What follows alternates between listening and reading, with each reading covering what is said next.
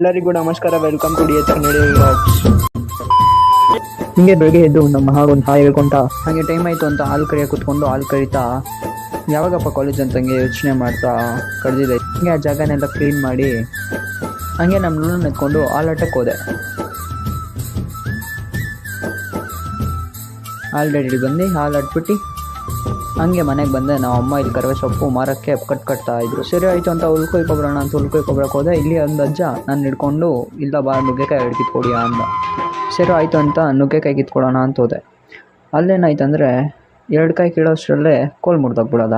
ನನ್ನ ಮೇಲೆ ನಿನ್ಗೆ ಯಾಕೆ ಇಷ್ಟು ದ್ವೇಷ? ನಾನು ಏನು ತಪ್ಪು ಮಾಡಿದ್ದೀನಿ?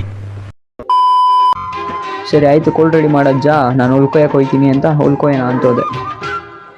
ಹಂಗೆ ಹೋಯ್ತಾ ದಾರಿಯಲ್ಲಿ ಒಂದು ಬಾವಿ ಕಾಣಿಸ್ತು. ಬಾವಿಲಿ 2 ಮೀನಿತ್ತು. ಮೀನು ನೋಡಿದೆ.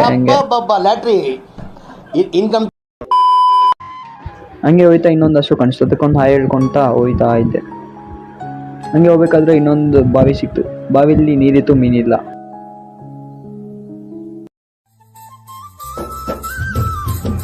ಹಂಗೆ ಹುಲ್ಕೊಯ್ದು ಹುಲ್ಲೆತ್ಕೊಂಡು ಹೋದೆ ಮನೆಗೆ.